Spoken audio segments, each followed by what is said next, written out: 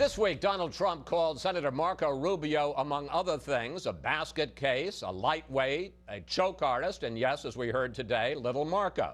And he was just returning fire after Rubio launched a barrage of attacks against him. I spoke with Rubio Saturday in Birmingham, Alabama, to discuss his new strategy. Senator Rubio, I want to start with a question that a lot of political insiders are asking. Why did you wait so long to go after Donald Trump? I got to assume that all of this stuff was in your Oppo research files from months. Wasn't it a big miscalculation to wait until he got into such a strong position?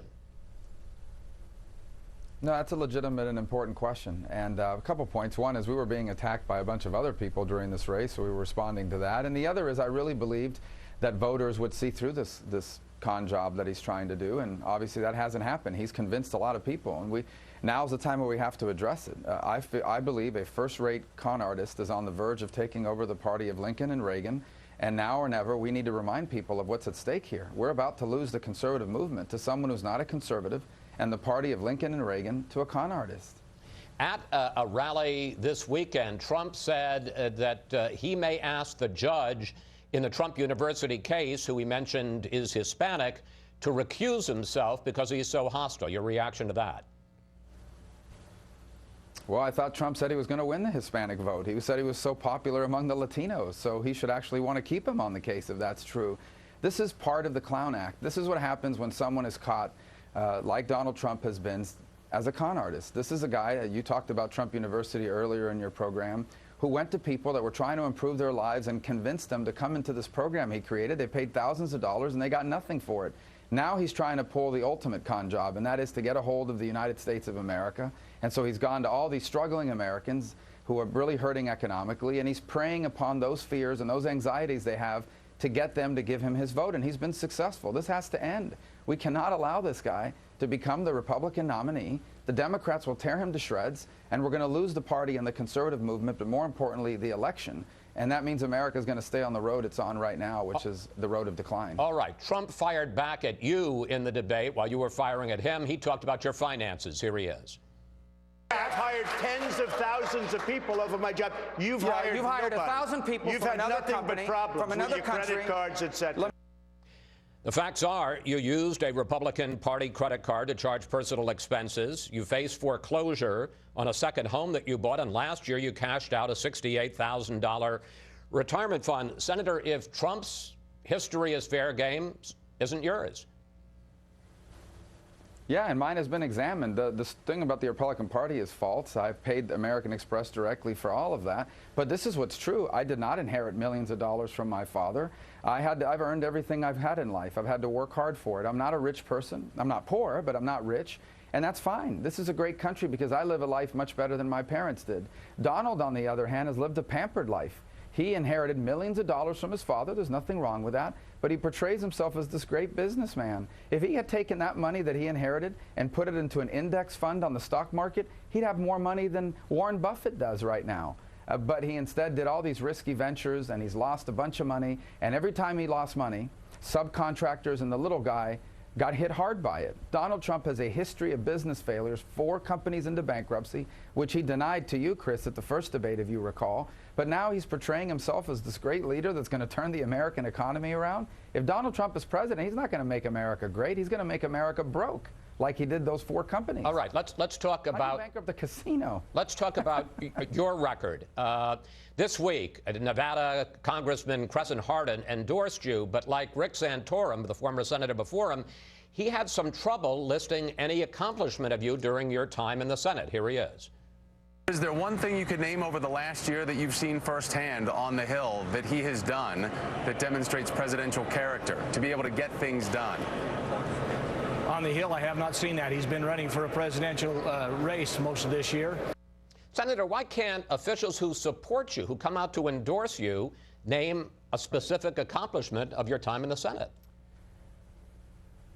Well, in fairness to these folks, right, they're signing up at the last second. They're inspired by our message. They want to be a part of our team. We haven't provided them all this information. I'm more than happy to tell you about my record. I'm very Incidentally, proud of maybe you ought to start doing that. For example, huh? we passed sanctions. Yeah, well, we are, and we do, but I mean, obviously you can't make people read something, and these are last-minute things. It's not fair to them. Here's the bottom line. I'm more than happy to talk about our record, and I mean, it's number one, I worked in a Senate where for 4 out of the last 5 years, nothing happened because of Harry Reid. And yet, despite that, I actually worked with Bernie Sanders, who I don't agree on anything, but we were able to work together to bring VA accountability. You can now fire senior executives at the VA because of my work. There are now additional sanctions on Hezbollah because I got the Senate to pass that unanimously, by the way. We passed the Girls Count Act, which goes after human trafficking by leveraging foreign aid from the United States government to ensure that all kids around the world are getting birth certificates so they don't fall prey to modern-day slavery. We led the effort to deal with the Obamacare bailout fund before anyone was talking about that. We were out there leading the effort on that, and today the Obamacare bailout fund is gone. Well, we helped impose sanctions on human rights violators in Venezuela. Senator, I'm very proud of what we've done, despite the fact that Washington isn't doing anything. Senator, one of the things that you don't mention, and I think everybody would say was your biggest accomplishment, was the Gang of Eight comprehensive immigration reform bill that was passed in 2013. Let me ask you a question. Was that a good bill? Was that a reasonable compromise on the immigration problem? Not as a final package, and I said that at the time, Chris, and if you go back, and we'll provide you that, you'll see that throughout that debate in the Senate, I kept saying over and over, this is the best we can do here in this Senate, run by Harry Reid, but this is going to have to change when it gets to the House. It's not strong enough. But you said you supported the bill after passage, and you said during the fight that it had important reforms that conservatives have been working for years. I mean, you voted for it. It did. Sure, because it's the best we could do in a Senate run by Harry Reid. And we did get the Democrats to agree on a lot of things conservatives have pushed for, but it wasn't enough. And I warned about that repeatedly. I said, this is not going to go to the House, and they're going to make it even stronger. But here's the good news. When I'm president of the United States, we're not going to do it that way. I don't need to do it Harry Reid's way. We can do it our way, which is we're going to enforce our laws, and we're going to secure our border first. And until we do that, nothing else is going to happen on immigration. Finally, let's talk about Super Tuesday. I don't have to point out to you, you have not won a state yet. In the polls of all 11 states where people will go to the polls on Tuesday, you are trailing. If you go through Super Tuesday and you still haven't won a state, can you still be a viable candidate? Oh, absolutely. First of all, Super Tuesday is going to award a lot of delegates, and we're going to pick up a lot of delegates. Here's the bottom line. You need 1,237 delegates to be the Republican nominee. Donald Trump will never have that number of delegates. I don't care how long I have to work. I'll go to all 50 states and every territory. He will never get those delegates. I am going to get those delegates, and I will be the Republican nominee. You could go 0 for 15, and you could still be the nominee. We're going to pick up a lot of delegates this week. You could still be 0 for 15 and because we're going to pick up a lot of delegates. Sure.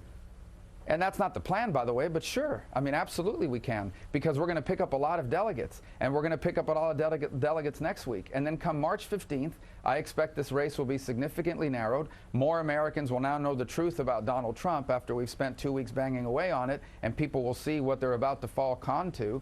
And then we are going to start winning states when the states start awarding all of their delegates, and that includes Florida. We feel very optimistic about that, now more than ever, especially.